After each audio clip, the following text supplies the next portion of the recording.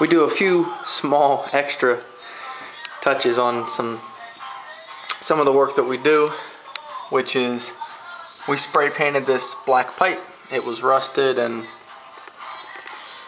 by spraying it, it only helps it look better and last longer. From the back of the furnace, this is the heat exchanger, and down to the bottom, that's where we painted the inside, and we were able to clean it. You can see our shop vac, and along the wall is the back panel. There was some rust on it, and we're going to paint this a sand color also. So the inside, what we've painted will be black, and all the panels on the outside will be sand. The next thing we're going to do is set these trays in the top of the heat exchanger, and there's a small sheet metal screw that will hold that in place. Once all the paint's dry, then the box that sits here will be installed, and the burners will go where they go, and the squirrel cage will go back where it goes. So notice what we do with all the wires. Put nice black tape around them. Keep the job looking neat all the way top to bottom. So I'm about to start putting the burners back in, and they slide in these holes inside the heat exchanger. So if you notice, I have the burners lined up, and they're about ready to go into their slot. So just set the camera down a minute and get one set, and then I'll come back and show you. Okay, so if you notice now, all the burners are in. We put them in the heat exchanger, which is up in here. We put them in a little slot hole here, and then it goes in the back and it drops down inside of a slot at the back of the heat exchanger. Okay, now what I'm going to do is I'm putting in this this bracket. What it does, if you look underneath, you see it goes on top of the burners, and then if you see, there's a slot there, and it's got to fit so that slot goes inside the burners. Now it's a little tough to do with one hand and one hand on the camera, so I'm going to get it in and I'll come back. Get in. This was a little difficult because you had to line up all 5 burners with these little slots underneath here. It's a little difficult, but I got it in, and it'd be hard to explain to show you. You just have to see it and just kind of slide it into its respective slots. And then at the back of the heat exchanger, there are slots back there that these burners slide down in. So they're in the front here to get the gas, and then the gas comes through this pipe, goes out through the burners, and that's how it makes the flame.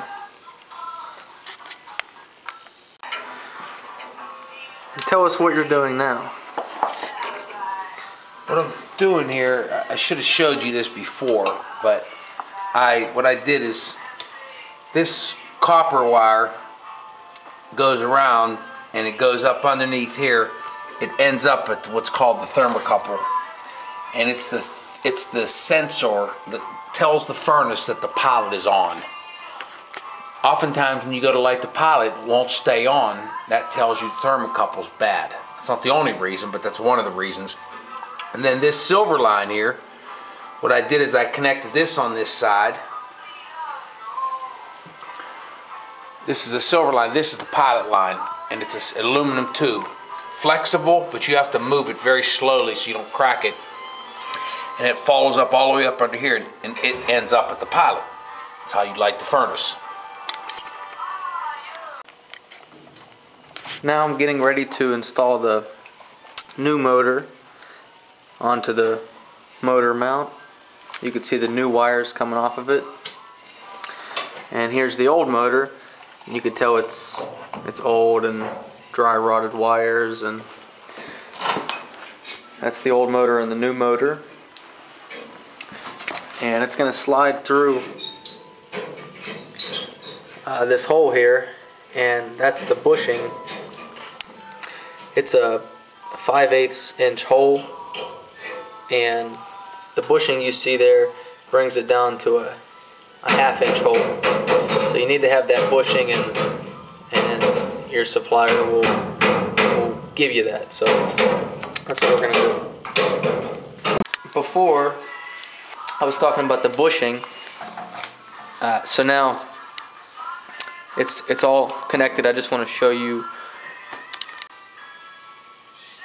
So now everything's together with this squirrel cage, and this is the 1/2 inch arbor that comes through. Two sides of this are flat, sometimes only one side's flat, and there's a set screw, so you just have to align the set screw with the flat side and then tighten your set screw down. You see that it's spinning freely, and while I was installing it I had to adjust it, because you'll hear if one of these sides are too far either way, then it will make a metal on metal sound, and that's not safe and that's not right. So you just have to adjust it as you're working on it. This is the new motor, and it's installed. It has the 3 motor mounts. There's a ground wire that grounds everything that's metal, and then there's where the motor mounts. You have to slide that motor up and down so that you adjust it so it doesn't hit the metal on metal. We're putting the squirrel cage back, and what people would refer to as the fan of this furnace, and we just slide it inside of its housing, and there's a squirrel cage inside of it like a fan. The motor turns the fan, and the fan is what blows the air through the house. So I just finished installing this top plate, and this is what accepts the flue pipe, which sends the methane gas outside the house. Put that on in just a second and get right back to you. And now the flue pipe is installed. I didn't think it was necessary to exactly show you how to do this. Kind of goes in a male end, goes in a female end up here, and it just slides over top down below. So the flue pipe's now installed. I don't know. So we just installed what's called the flame shield. You want to point at it there?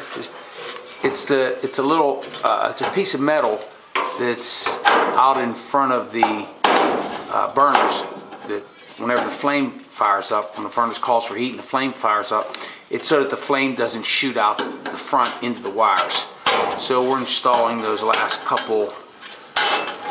There you go, just drop it in, you'll see how it just hangs on these screws, then slides down. Okay, see that? There you go. So I'm wanting to see this junction box. I wanted you to see the wires all disconnected. We're just about to hook them up so that they will operate the fan. It looks like a pretty nice, neat connection.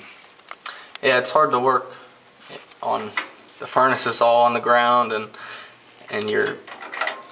it's kind of a difficult position. Sometimes you have to lay on your back, but that's the best place to be.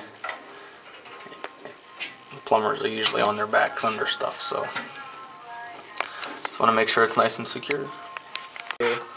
Go ahead, you talk. Good. You say? It's actually harder because you got to get enough so the camera can see past you, huh? So it makes it even harder. Yeah, the camera's here, the light's here, and so I'm actually off to the side working. So this is a capacitor. It helps jump start the motor, and this brown and striped brown wire go on one on each terminal. What do you mean by jump start the motor? The motor needs what the capacitor does, it holds power, so it stores power, and then whenever you turn it on, it has a kind of like a generator. It has a big juice inside of it, and it gives the motor an initial more powerful burst of electricity. Then once it's started, once the motor's spinning, then it can just be ran on regular 120 volt. But it needs the first kick to kind of get it started. Take 3. Okay, got it? So now we got the thermocouple in there. It's set up at the pilot, and this pilot flame will come out, hit this thermocouple, and it'll tell this thermocouple by getting it hot that there's flame coming out of it. Okay. Okay, see the pilot's here at the end of this silver tube, and I put the silver tube in this hole here. This is the hole that is for the pilot, and this is what's called, like I said before, this is called a compression connection. If you notice here, I'm just tightening this up here, just sort of finger tight. See, and I'll put a wrench on it, but I won't get it too tight because you don't want to crack any of this silver stuff. Like I said, it's not that big a deal, but if you crack it, you got to either have it with you or go back to the store. Okay, so see, we have it set up. Now what I'm going to do now is, if you notice, I told you I just kept this pilot wire nice and neat. So what I'm going to do is kind of bring this up here, this pilot wire, and I'm going to unravel it like this and get the other side of it out here. And that's the hole there it's going into? It's going up into this hole. So what I'm going to do is, this is the sensor right here, this tip of this. So I'm going to make sure that's all the way in the hole first, and then I'm going to send in this threaded fitting nut, and it's going to go in and it's going to hold the thermocouple in place. One time, a long time ago, when I was doing this job, Here's a story. here's a story.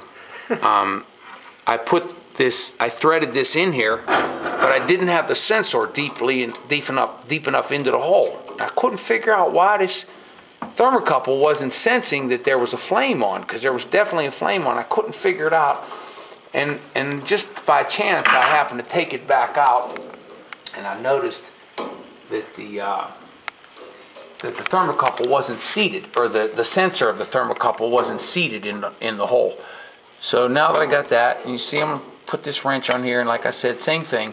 I'm not gonna get real crazy. I'm not gonna make it real tight, but I am gonna just snug it up just a little bit.